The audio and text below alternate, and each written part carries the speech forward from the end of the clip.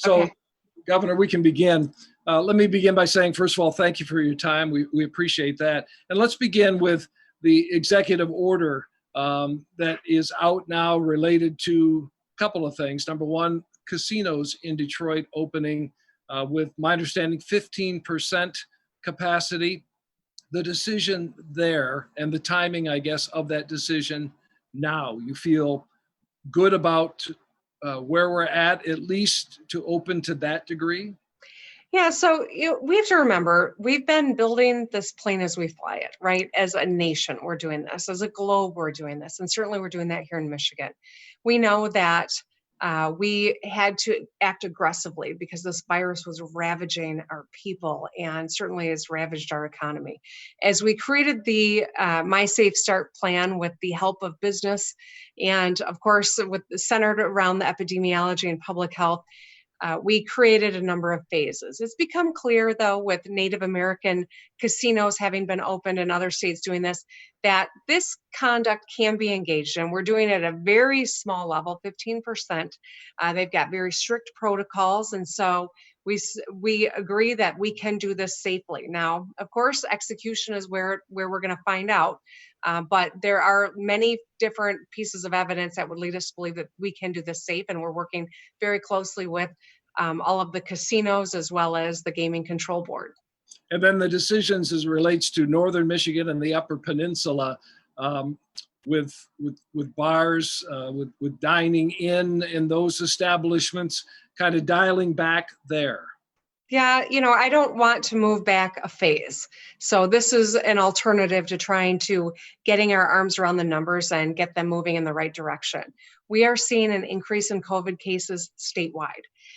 It is not like what we're seeing play out in different parts of our country. We're still in a much stronger position, but the trajectory is very concerning, especially if we hope to get our kids back in school in just a month. And so tightening up here was one way that we could keep industries engaged and stay in phase 5 and hopefully get that trajectory turned around. If it doesn't work, then we're going to have to move back a phase. And that's what we're all trying to avoid here so that we can stay engaged and get our kids back in school. And speaking of school and those important decisions to come, districts are working on return to school plans. That's something that you have required of them. Some are already making the decision that they'll begin with online learning. Is that going to continue to be a district by district decision, or if necessary, will you say to everyone,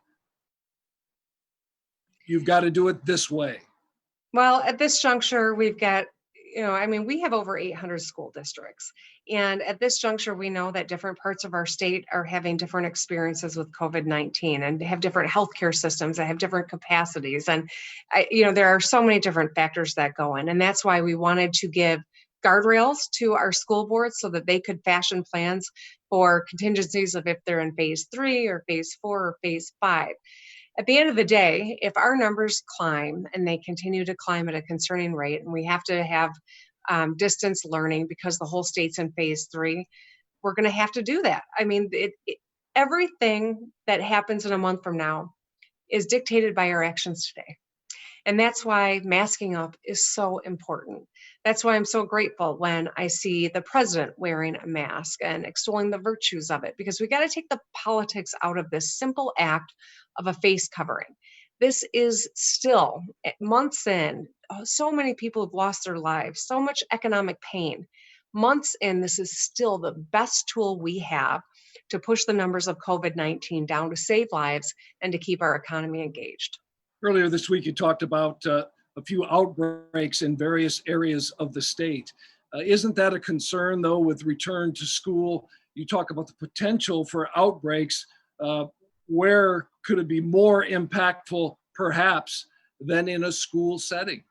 Yeah, I mean, of course it is. I think Dr. Fauci has been very blunt about this, that when we congregate, our odds of passing COVID-19 rise. I mean, that's just the nature of this disease. COVID-19 doesn't move. People move. And that's how this disease continues to spread. So re-engaging education, we've seen Major League Baseball with all the resources they have and with adults who, have the ability to make decisions that are informed, they haven't had a lot of luck on this front. And so I'm very concerned about it. We're going to continue to watch the numbers. We're going to continue to plan for the various contingencies. But at the end of the day, we've got to make decisions based on protecting the health of our students and our education workforce and all of their families. And you've made a lot of difficult decisions over these many months now. Where will this one rank in terms of importance, though, that return to school or not? Yeah, well, Dave, I've got kids who are school age, and this is the one, it weighs heavily on me. Every decision, a stay-home order weighed incredibly heavily on me. Closing bars and making restaurants takeout only weighed heavily on me. Taking kids out of school, our kids need to be in class. It's where they get the best education, and the education is the foundation for the rest of their lives. So I do not for 1 second take lightly the enormity of this decision. And yet I'm going to work very closely with our public health experts, with our education experts, and make sure that any decision we make is really tethered to doing the best thing on behalf of the health of our people. Because if you don't have your health, you don't have anything. And so that's got to center everything. But education is absolutely crucial. And so if we're not in school, we've got to have all the supports to help our kids get caught up and to get on track. Michigan High School Athletic Association is still hoping to move forward with fall sports. I noticed today in Illinois, they're going to move football, for instance, to the spring, making that decision. A lot of things still up in the air in regards to school, extracurricular activities, you name it.